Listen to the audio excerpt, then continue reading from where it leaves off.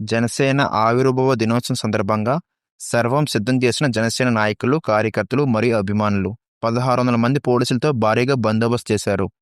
రాష్ట్ర నలువైపుల నుంచి వచ్చే వారికి ప్రత్యేక ఏర్పాట్లు చేశారు.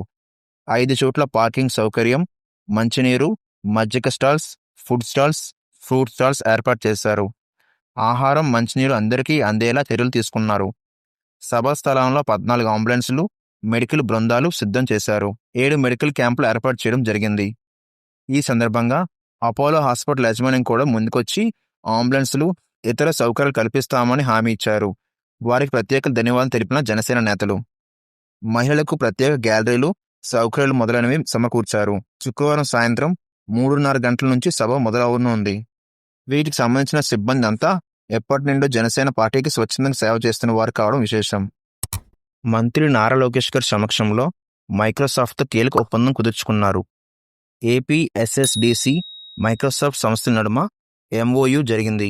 ఏపీలో ఏడాది వ్యవధిలో 2 లక్షల మంది యువతులకు AI, artificial intelligence, cloud computing పై మైక్రోసాఫ్ట్ శిక్షణ ఇవ్వనుంది. విద్యా సంస్థల్లో ఏఐ పాఠశాలను ప్రవేశపెట్టినందుకు మైక్రోసాఫ్ట్ సహకారం ఇవ్వనుంది. గుజరాత్లో జరిగిన ఉమెన్స్ ప్రీమియం లీగ్ ఎలిమినేటర్ మ్యాచ్లో ముంబై ఇండియన్స్ విజయం సాధించింది. ముంబై ఇండియన్స్ ముందుగా బ్యాటింగ్ చేయగా మాథ్యూస్ మరియు స్కీవర్ బ్రంట్ 77 విధ్వంసంతో 213 పరుగులు చేసింది. ఛేదనలో గుజరాత్ జైంట్స్ కనీసం పోటీ ఇవ్వలేకపోయింది. క్రమం తప్పకుండా వికెట్లు పడడంతో 19.2 ఓవర్లో 166 పరుగులకి ఆలౌట్ అయింది. ఆ జట్లో గిబ్సన్ 34దే అత్యధిక స్కోరు. దీంతో ముంబై ఫైనల్ చేరింది. ఈ నెల 15న ఢిల్లీతో ట్రోఫీ కోసం పోటీ పడనుంది.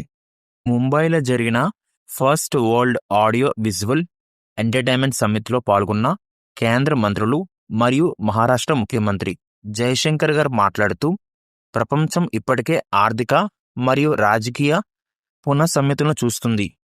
ఇది ఇప్పుడు ఏ సాంకేతిక మరియు ఏ సాంస్కృతిక ఆస్తుల వైపు కూడా కదులుతుంది. నిజమైన ప్రపంచీకరణ అనేది ఒకే కథనం లేదా ఒకదాని గురించి కాదు. ఈ దేశంలో సృజనాత్మక మరియు ఆవిష్కరణలు నేడు ఎక్కువ కనిపిస్తుంటే అది ప్రస్తుత తరాలకు అవకాశాలను విస్తృతం చేసిన సాంకేతిక యొక్క ప్రజాస్వామీకరణ అని కూడా ప్రతిబింబిస్తుంది అని అన్నారు. టీమిండియా కెప్టెన్ రోహిత్ శర్మ నిస్వార్థంగా ఆలోచిస్తారంటూ భారత్ మాజీ క్రికెటర్ సెహ్వాగ్ ప్రశంసించారు. రోహిత్ కెప్టెన్సీని మనం తక్కువ అంచనా వేస్తుంటాము. పలు ఐసీసీ టైటిల్స్ గెలిచిన కెప్టెన్గా ఆయన ధోని మరియు కపిల్ దేవ్ వరుసలో ఉన్నారు. ఆటగాళ్లతో చక్కటి సమన్వయం, ముందుండి నడిపించడంలో రోహిత్ శైలి అద్భుతం. ఏ ఆటగాడైనా ఆ భద్రతతో ఉంటే అతడిలో విశ్వాసాన్ని నింపుతుంటారు. మొత్తంగా ఆయన తిరుగులేని నాయకుడు అని కొనియాడారు. రౌడీ షీటర్గా పేరు పొందిన బోరగడ్డ అనిల్ కుమార్కు కోర్టు రిమాండ్ విధించింది. జైల్లో లొంగిపోయిన ఆయనను పీటీ వారెంట్పై అదుపులో తీసుకున్న చిలకలపూడి పోలీసులు జడ్జి ముందు హాజరుపరిచారు. చిలకలపూడి పిఎస్లో నమోదైన కేసులో అనిల్కు ఈ నెల 27 వరకు న్యాయమూర్తి రిమాండ్ విధించారు.